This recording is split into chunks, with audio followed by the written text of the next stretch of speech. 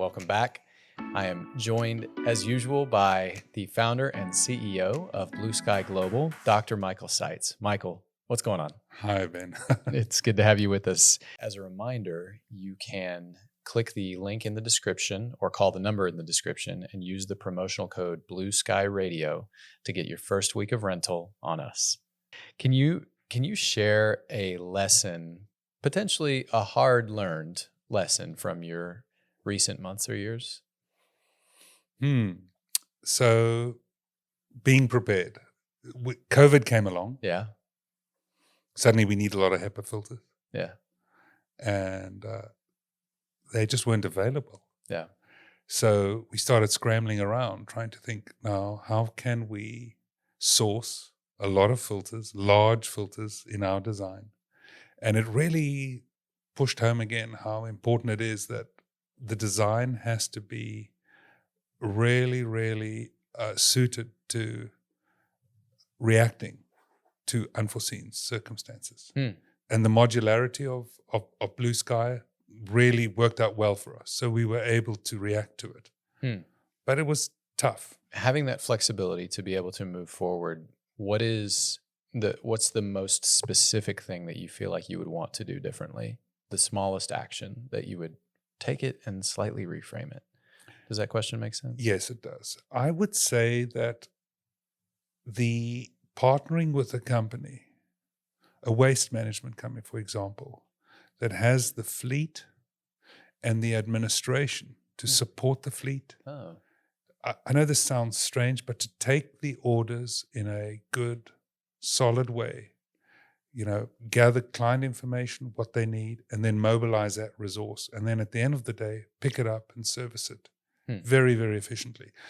BlueSky has a wonderful machine, but we do not have a huge network nationally where the machines could just roll out in 10 minutes.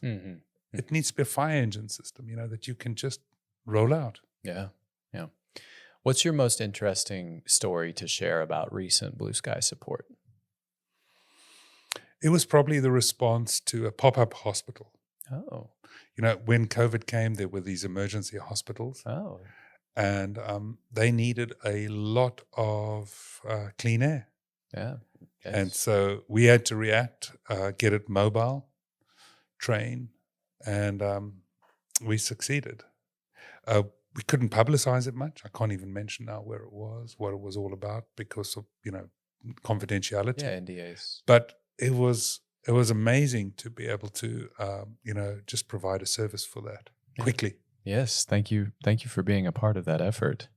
What's an area where BlueSky cleaning should have been where it wasn't, where you weren't able to deliver it? Again, I think, let's take a historical example that I'd like to mention. Fukushima, this massive nuclear disaster that happened in Japan. Yeah. There's a massive cleanup attempt, blah, blah, blah. So you have a lot of radiated dust that is generated as these folks are trying to demolish, reclaim that land, everything. And I don't think there are machines really out there that are like BlueSky that could be mobilized en masse, right? Totally intrinsically safe, that could go to these job sites where there are identified radiated areas where there could be containment with these machines running, right, 24/7, collecting the airborne dust that can essentially become airborne and float hundreds of miles.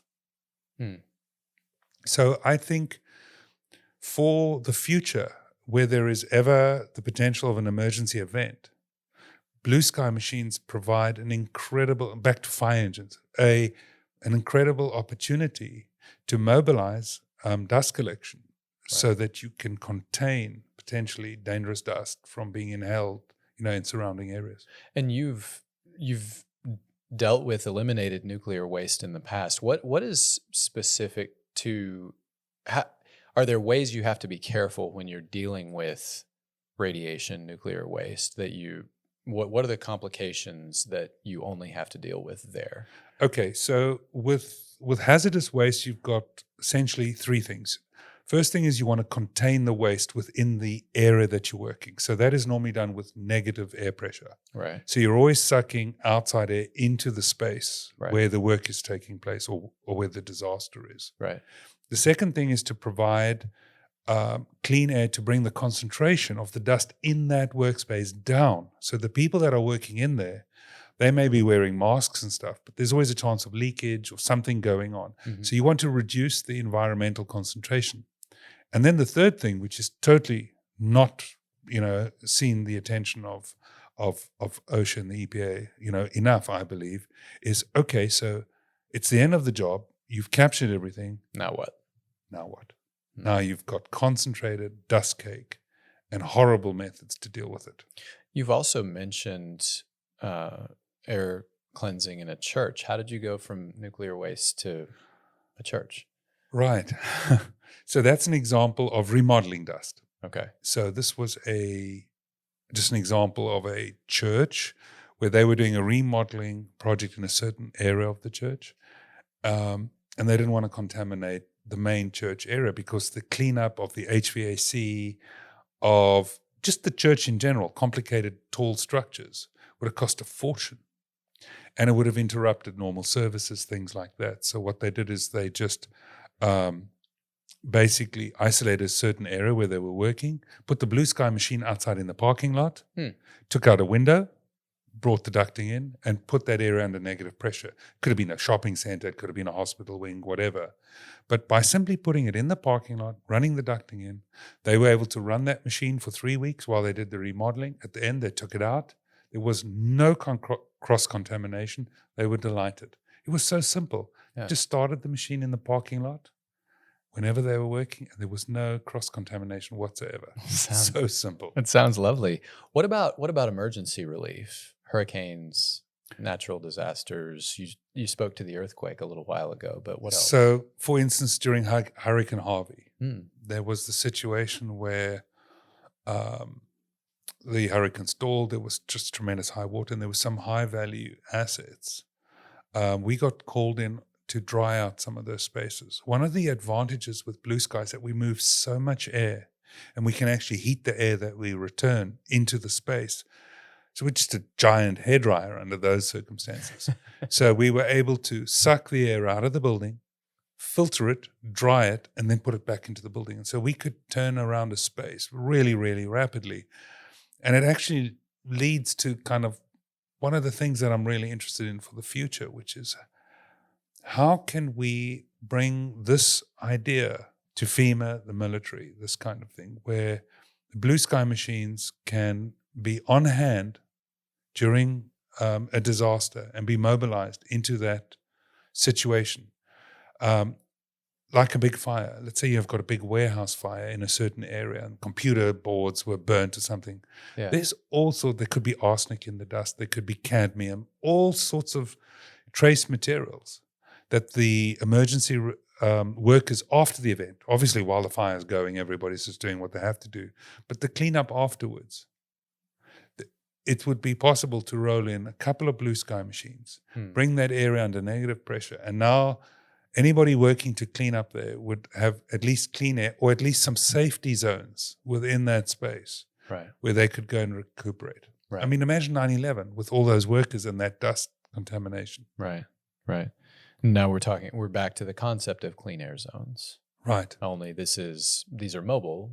Well, they're clean air zones within a disaster zone. Right. Or a natural emergency.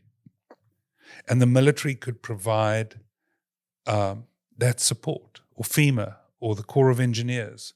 Right. Somebody would roll out, say, this is a situation where the air quality is not good. Right. There's a potential for people to have to breathe in bad stuff and have to take their PPE off. We can bring in either spaces where people could recuperate or be treated or have refreshments that is absolutely good, or even within the workspace, bring in the machines and dilute, bring the concentration of those dust species that you're breathing in down within that workspace continuously. All right. Just roll it in. Yeah, absolutely. For our viewers, don't forget to like and subscribe, leave a comment if you have a moment, and share the episode on socials if you like what you're hearing and what you're seeing, and click the little bell to get notifications when we publish new content here on Blue Sky Radio. Michael, any other industries that haven't been mentioned yet where you'd like to see people considering these possibilities? Where I'm particularly, well, the nuclear industry certainly, is an area where there has not been a lot of attention paid to large scale use of dust collectors. They use a lot of little machines. Mm-hmm. But on a bigger scale, asbestos is very interesting. Mm-hmm. There are a lot of high-rise buildings that have been condemned because of asbestos. Mm-hmm. And one of my visions is that you could put several BlueSky machines, say, into the basement parking. That's where you set up and run them. Yeah. You run the ducting, which sucks the air out of each floor, in the elevator shaft. Oh. So you've got a machine running in the bottom. You're putting that whole building essentially under negative pressure, using the elevator shaft as the main area. And from a central location, you've got these machines running. If one of them shuts down for maintenance, you've got 3 or 4 running. And they're in the basement, they're in a parking lot. And whatever's captured in those large machines then just goes with the waste.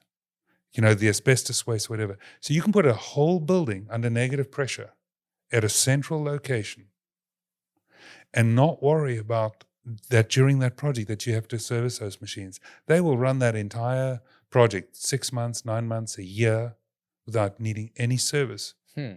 Because they can capture so much dust within the machine itself, and it's all contained. So if these large remediation companies, or maybe a developer who says, here's a big building in the middle of Chicago, in the middle of Houston, it has asbestos problems, you can roll these BlueSky machines and put that building under negative pressure and put people to work to systematically strip out the asbestos and rehabilitate that environment. Is it possible to save the building in this way? It's definitely possible to save it, or if you want to bring the building to the ground, you just want to demolish it. You couldn't drop a building down while it's asbestos contaminated because everything would blow out. So you really want to strip it completely. Mm-hmm. Maybe it's even a lot of lead paint in the building. Lead paint would another thing. Maybe you've got an old building in New York and they've discovered, all the windows, everything is painted with lead paint, lead-containing paints. You could put that building, the whole building, under negative pressure, do a full remodel, and then revitalize that. So to try and get with the remodelers, whether they are remodeling after fire or asbestos or lead paint, put the machine into the parking area below and suck through the elevator shaft. Use the elevator shaft as your main negative pressure, where you suck everything through. Yes. Okay. I love that. Easy, cheap, no maintenance. At the moment, Ben, they're doing it with lots and lots, literally hundreds of little machines that need daily servicing. The filters need to be checked. Put it all in the basement, one big machine. Just like electricity, you can have 100 little generators running. Why not just have one big generator in the bottom of the building with a spare and have it run from there? Centralize the air cleaning. Brilliant. We're talking a lot about urban applications. Right. What about sustainability? How does this interface with the world that our grandchildren are going to be living in? Absolutely. And this takes us to more remote places where people are not even aware of the consequences of dust. Let's say there's a pipeline running through Alaska. Mm-hmm. Pipelines are very safe, but they need maintenance. They need welding done. They need sandblasting, painting that they don't corrode. They may be going through a desert or a forest or whatever. Yeah. So in those spaces, that dust would also blow into the surrounding environment, end up in the trees or whatever. The birds could, breathe it in, because all creatures are breathing. That dust would then end up on the plants. It would leach into the soil, from the soil into the rivers. So on a greater scale of things, the idea that when you are putting a road in somewhere or painting a pipe, that it's not only the people that are doing the work, that by containing the dust and collecting the dust collector and taking it back with the job crew contained, that you're not leaving that dust in the environment, because that dust contains something we brought into the environment. It's not natural dust. It's paint, it's welding, alloys, it's things like that. BlueSky gives the opportunity that in these remote places, simple tent structures could be built around the workspace, keeping the men safe too, and then preventing leaving that dust behind, which will just blow for miles and end up, in the lungs of the creatures that live around there, or ultimately just washing down into the rivers. So it ends up with fish and everything that lives there too. Again, we're talking about dust species where our work is bringing foreign materials to that space, like a pipeline or something. It's now quite possible that with a little bit of effort, that we can capture that dust and keep the environment totally safe for our kids too, future generations. It's a worthy goal. It's possible. It's awareness first, and then a call to action to do something about it. Yes. And it's practical. With BlueSky, we make it possible to do it relatively easily. All right, now let's go big. Let's go. What does the world look like if we're using more of these machines? If they're starting to pop up everywhere, big scale, small scale, we're starting to get into the whole marketplace. What can that do? It can be a situation where large real estate, large places that have been identified as either a sick building or an asbestos filled or lead paints or had a fire somewhere, that work can be done, even reconstruction, just plain old reconstruction in a big city space. And there is a machine running in the basement that's cleaning up the air that would be contaminated and might be blowing into the streets, maybe ending up on the cars below, maybe even blowing, onto the windows of the adjoining buildings. That can all be contained, cleaned up, and that it's very, very little effort to do it. You simply start the machine, and the air is clean. And you can go about all this fairly dangerous work and get rid of that dust, the silica, all those things you don't want, and just capture them. And then take them away and just treat them in a way that's safe. What a wonderful world. To our listeners, just a reminder that if you use the code BlueSky Radio, either on the phone or at the link below in the description, you can get your first week on BlueSky for your device. Thank you for tuning in. Michael, it's such a pleasure to be speaking with you today. I appreciate your time as always. Any final words for our viewers, for our listeners? I think if anybody listening can get the word out there, there's something really exciting and important, because the air that we breathe, even though we're not always conscious of what it's doing to us, the long-term benefits of clean air, it's well worth, spreading the word.